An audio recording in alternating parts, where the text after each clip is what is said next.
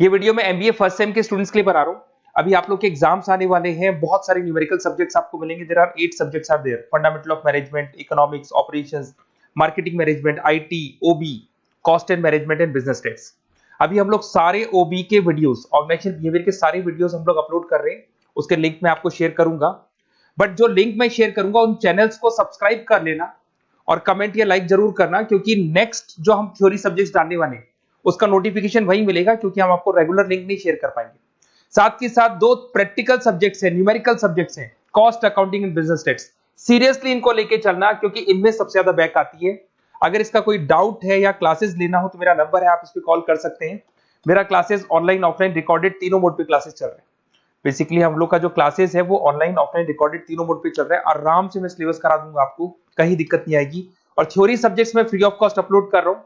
हम लोग की जो फैकल्टी मेंबर्स हैं वो लोग पढ़ाते हैं, तो सब्सक्राइब जरूर कर लेना चैनल को, नहीं तो नेक्स्ट थ्योरी सब्जेक्ट के आपको नोटिफिकेशंस नहीं मिलेंगे। Okay, best of luck for your examination. OB start करते हैं। Concept of group dynamics. देखना क्या होता है ग्रुप डायनेमिक्स। पहले ग्रुप डायनेमिक्स समझने से पहले ये समझो कि ग्रुप क्या होता है। हमने इसको 2 पार्ट में डिवाइड किया है ग्रुप डायनेमिक्स को। पहले ये समझेंगे what do you mean by group. Group refers to a number of people who come together or assembled for a common purpose। एक common purpose, एक common goal को achieve करने के लिए number of people, more than 2।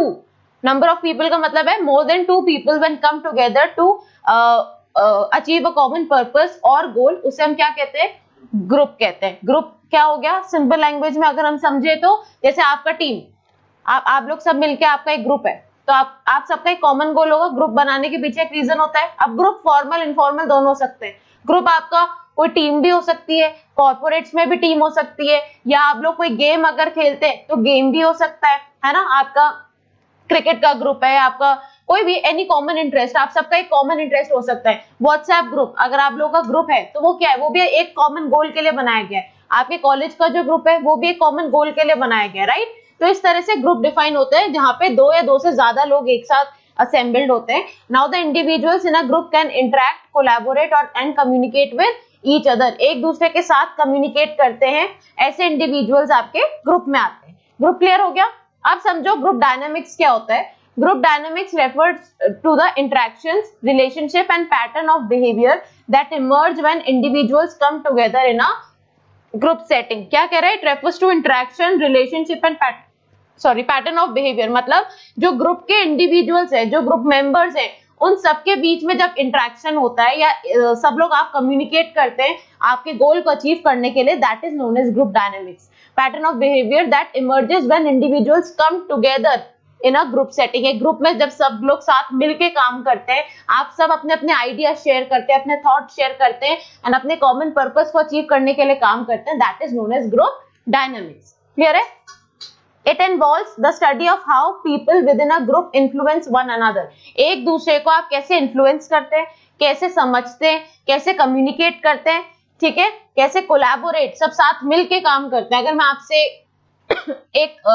आपको एक project दे दूं या आपको एक प्रेजेंटेशन बनाने के लिए कह दूं आप 4 जनों को, तो आप सबका एक ग्रुप होगा, राइट। तो वही चीज आप सब आपस में कैसे कम्युनिकेट कर रहे हैं, ठीक है, आप एक दूसरे को कैसे इन्फ्लुएंस कर रहे हैं, एक दूसरे को अंडरस्टैंड कर रहे हैं, कोलैबोरेट करके काम कर रहे हैं, डिसीजन मेकिंग आप सब कैसे साथ में ले रहे हो, this is known as group dynamics. Group क्या हो गया? When more than 2 people come together to achieve a common purpose, activity और शेयर्ड इंटरेस्ट। आप सबका एक कॉमन इंटरेस्ट होगा, ध्यान रखना ग्रुप में एक कॉमन इंटरेस्ट जरूर होता है। आप सबके इंटरेस्ट अलग अलग नहीं हो सकते। अगर मुझे बैडमिंटन पसंद है तो सब जितने जने होंगे मेरे ग्रुप में सब बैडमिंटन वाले ही होंगे। क्या एक क्रिकेट वाले का, एक बैडमिंटन वाले का, एक वॉलीबॉल वाले का एक ग्रुप होता है क्या? नहीं होता। आपका एमबीए है तो एमबीए के सारे एक अपना ग्रुप होगा, इंजीनियरिंग है तो उनका एक अपना एक ग्रुप होगा, राइट। तो सबका कॉमन इंटरेस्ट हो, या आप किसी कॉमन एक्टिविटी में काम कर रहे हो, या फिर आप सबका एक कॉमन पर्पस हो, तब आपका ग्रुप बनाया जाता है। क्लियर है? अब आगे देखो की कॉन्सेप्ट्स। क्या क्या की कॉन्सेप्ट मींस व्हाट? यहाँ पे हम फीचर्स की बात कर रहे हैं। क्या क्या फीचर्स है ग्रुप डायनामिक्स के? पहला पॉइंट आता है आपका रोल्स। रोल्स मतलब दीज आर द पोजीशंस और functions individual assume with in a group. एक ग्रुप सेटिंग में आप क्या काम कर रहे हैं, रोल मतलब रोल्स एंड रिस्पॉन्सिबिलिटीज की बात हो रही है। दे कैन बी फॉर्मल और informal, just like I said कि आपका फॉर्मल ग्रुप भी हो सकता है, एक ऑर्गेनाइजेशन, एक कॉर्पोरेट्स का भी ग्रुप हो सकता है, इनफॉर्मल भी आपके ग्रुप्स हो सकते हैं, जैसे आपका फ्रेंड्स का कोई ग्रुप हो गया, आपका एक कॉमन इंटरेस्ट पे आपने एक ग्रुप बनाया हुआ है, likewise. Roles help establish structure, distribute responsibilities and influence how group members interact with one another. आप आपस में एक दूसरे से कैसे इंटरेक्ट करेंगे, कैसे काम करेंगे, साथ मिलके क्या क्या रिस्पॉन्सिबिलिटी शेयर करेंगे, ये सब आपके रोल्स में आता है। ठीक है। Second point is norms. Norms का मतलब क्या हो गया यहाँ पे? All the shared expectations and standard of behaviour. अब आप जब एक ग्रुप में हैं तो आपकी अपने रोल्स एंड रिस्पॉन्सिबिलिटीज है। रोल्स एंड रिस्पॉन्सिबिलिटीज तो यहाँ आ गया।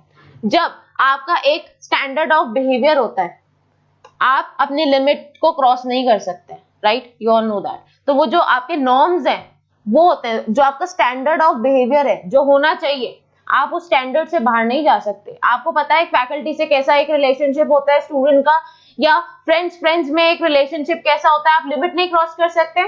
सिमिलरली जब आप एक ग्रुप सेटिंग में, वहां पे भी आपको नॉर्म्स को ध्यान में रखना पड़ता है, आपको अपने स्टैंडर्ड ऑफ बिहेवियर को ध्यान में रखना पड़ता है। आपका एक सेट बिहेवियर है जिसको आप क्रॉस नहीं कर सकते। ऐसा नहीं है कि अगर आप ग्रुप सेटिंग में हैं या अगर आप फ्रेंड्स भी हैं तो आप एक दूसरे को हर्ट करें, वो नहीं हो सकता। आप किसी को अननेसेसरी टच करें, वो नहीं हो सकता। तो सबकी अपने अपने एक रोल्स एंड रिस्पॉन्सिबिलिटीज होती है, सबका अपना अपना एक दायरा होता है, स्टैंडर्ड ऑफ बिहेवियर, जिसको आपको ध्यान में रखना चाहिए। That is known as norm. They guide and regulate the behaviour of group members. हर किसी इंडिविजुअल का अपना एक बिहेवियर होना चाहिए, उसकी यहाँ पे हम बात कर रहे हैं। नॉर्म्स कैन बी एक्सप्लिसिट और इम्प्लिसिट। या तो नॉर्म्स डायरेक्टली स्टेटेड होते हैं, मतलब देखो दो चीजें आती हैं।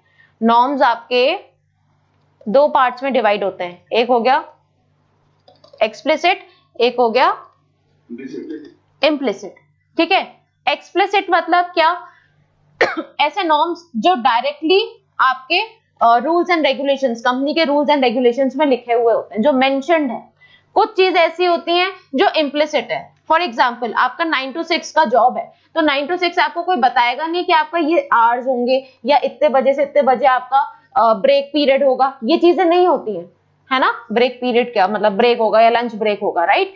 सो ये सारी चीजें जो ओरली अंडरस्टैंडेबल है। आपका जो अटायर है वो फॉर्मल होना चाहिए कंपनी में। आपको अगर बॉयज हैं तो वो शर्ट पैंट कोट टाई लगा के आएंगे, आप अपने टी शर्ट जीन्स में ऑफिस नहीं जा सकते।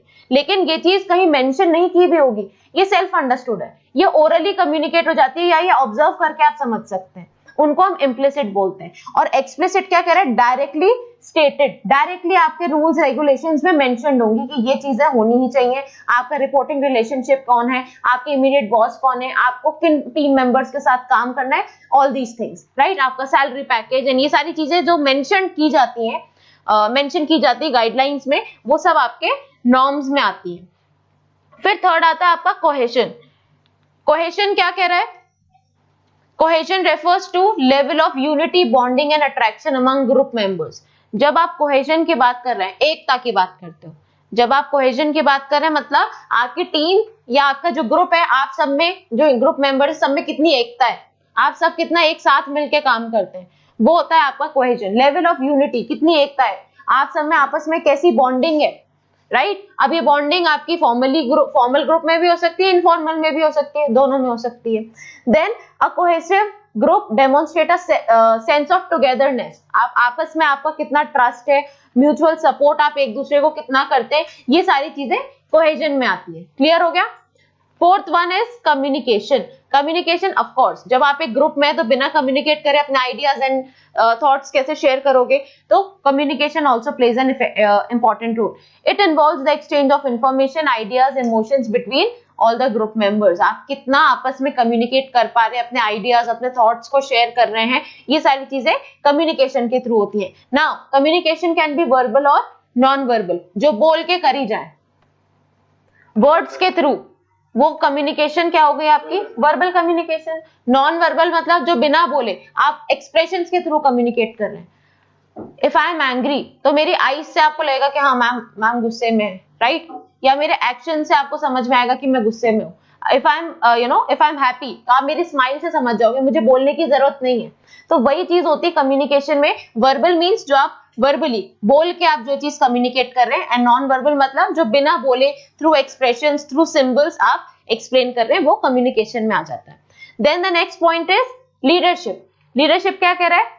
A leader is responsible for guiding, directing and influencing group activities. Of course, जब आप एक ग्रुप में हैं तो ग्रुप में अलग अलग एक्टिविटीज होती हैं और उस ग्रुप का एक लीडर होना भी जरूरी है। एक आपको लीडर चाहिए ना उस ग्रुप को लीड करने के लिए, वो होता है आपके लीडरशिप। अब लीडरशिप में क्या क्या चीजें आ गई? The leader helps in guiding, direct, guide मतलब आपको सपोर्ट करते हैं, म्यूचुअली आपको हेल्प करते हैं, डायरेक्टिंग में हेल्प करते हैं, आपको काम बताते हैं कैसे करना है, क्या करना है, and influencing the group activities, decision making and overall functioning में आपको हेल्प करते हैं, राइट। देन 5 पॉइंट ये हो गए। एक और देखो पॉइंट्स क्या क्या है। Power and influence. अब यहाँ पे देखो हम ये जितने भी पॉइंट्स पढ़ रहे हैं, हम ये ग्रुप के पॉइंट्स पढ़ रहे हैं। ग्रुप में क्या क्या होता है? ग्रुप में हर एक मेंबर की रोल्स एंड रिस्पॉन्सिबिलिटीज होती है, ग्रुप में नॉर्म्स होते हैं, रूल्स एंड रेगुलेशन होते हैं।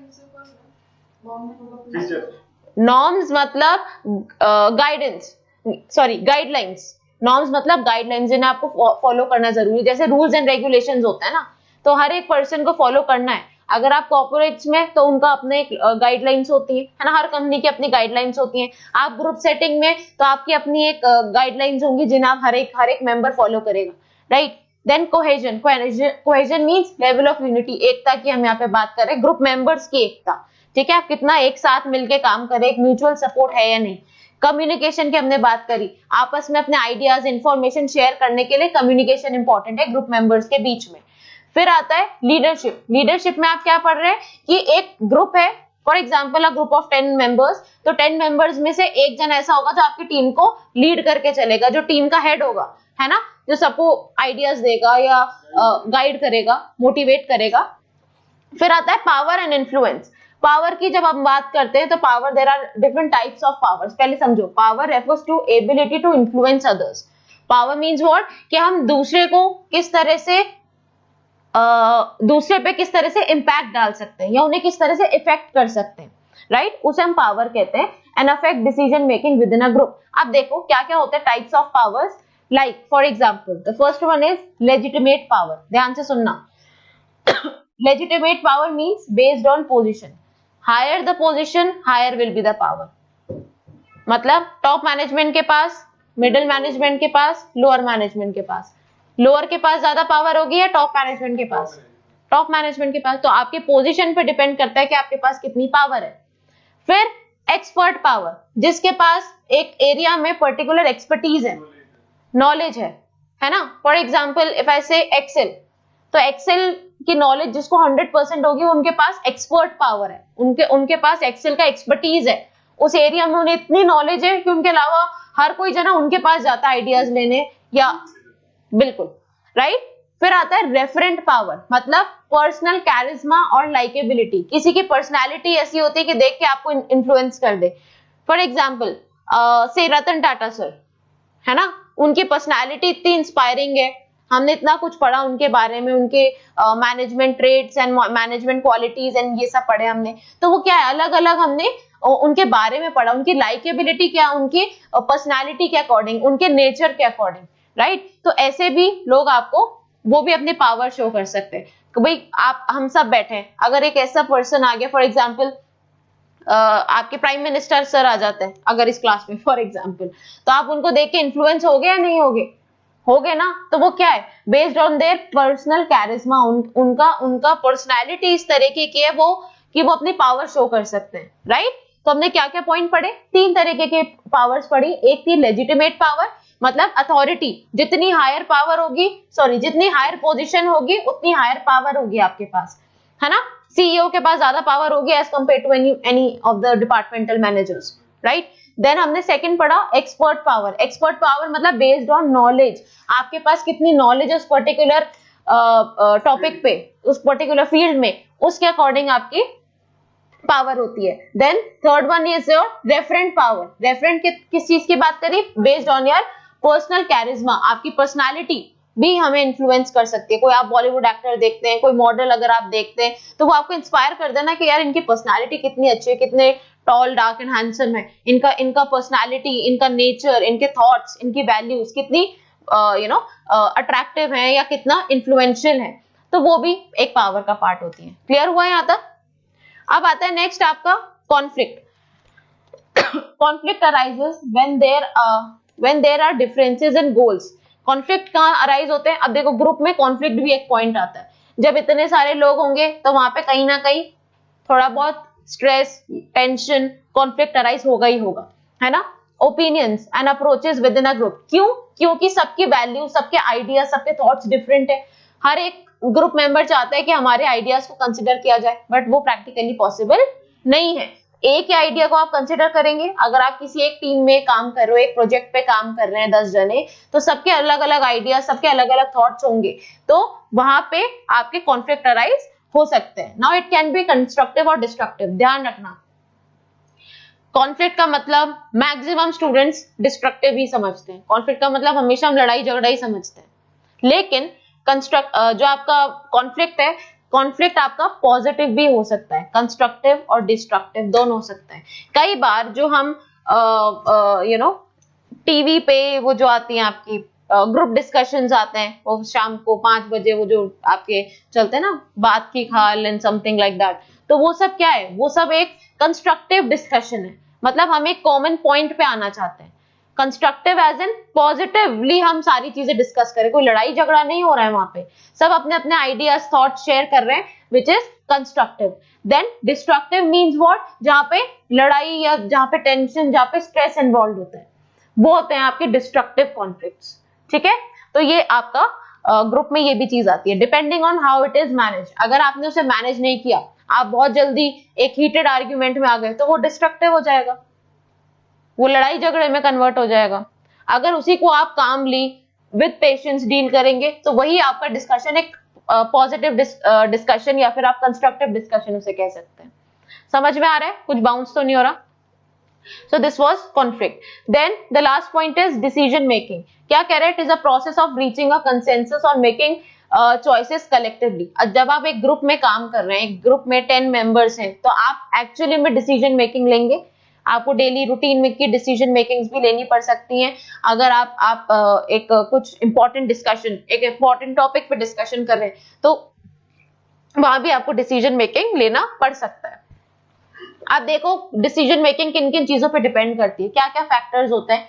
ग्रुप का साइज, एक तो होता है ग्रुप में 5 जने, एक होता है ग्रुप में 50 जने, दोनों चीजें डिफरेंट है ना। ग्रुप में जहां 5 जने होंगे वहां आप इजीली कम्युनिकेट कर सकते हैं, जहां ग्रुप में 50 जने होंगे वहां कम्युनिकेशन अपने आप में इतना डिफिकल्ट हो जाएगा कि डिसीजन लेना तो बहुत डिफिकल्ट चीज है। देन कम्युनिकेशन पैटर्न, आप किस तरह से कम्युनिकेट कर रहे हैं। अगर आपका एक ग्रुप लीडर है, तो वो ग्रुप लीडर अपने टीम मेंबर्स के साथ किस तरह से कम्युनिकेट कर रहा है। क्या टीम मेंबर्स डायरेक्टली अपने ग्रुप लीडर से कम्युनिकेट कर सकते हैं, या फिर आपको किसी के थ्रू कम्युनिकेट करना पड़ेगा। तो यहाँ पे कम्युनिकेशन का पैटर्न भी डिपेंड करता है। लीडरशिप स्टाइल, आप ऑटोक्रेटिक लीडरशिप यूज कर रहे हैं, डेमोक्रेटिक यूज कर रहे हैं, ये भी डिपेंड करता है। डिसीजन मेकिंग प्रोसीजर क्या है, किस तरह से आप डिसीजन लेते हैं, आपकी क्या स्ट्रैटेजी है काम करने की, डिसीजन लेने की। हाँ, मैनेजमेंट को आप यूज करते हैं, नहीं करते हैं, ये सारी चीजें इसमें डिपेंड करती हैं। सो इस तरह से होता है आपका डिसीजन मेकिंग। समझ में आया? So what we have studied till now, group का डेफिनेशन हमने पढ़ा, फिर हमने पढ़ा ग्रुप डायनेमिक्स क्या होता है, and now then we have studied the features और you can say concepts of group dynamics. तो ये सारी चीजें आती है। रोल्स पढ़े हमने, नॉर्म्स पढ़े, कोहेजन क्लियर होता जा रहा है, समझ में आ रहा है, कम्युनिकेशन, लीडरशिप, फिर हमने पढ़ा पावर एंड इन्फ्लुएंस। ये ध्यान रखना, आपके टाइप्स ऑफ पावर्स अलग अलग इंपॉर्टेंट हैं, ठीक है। Then conflict and the last one was decision making.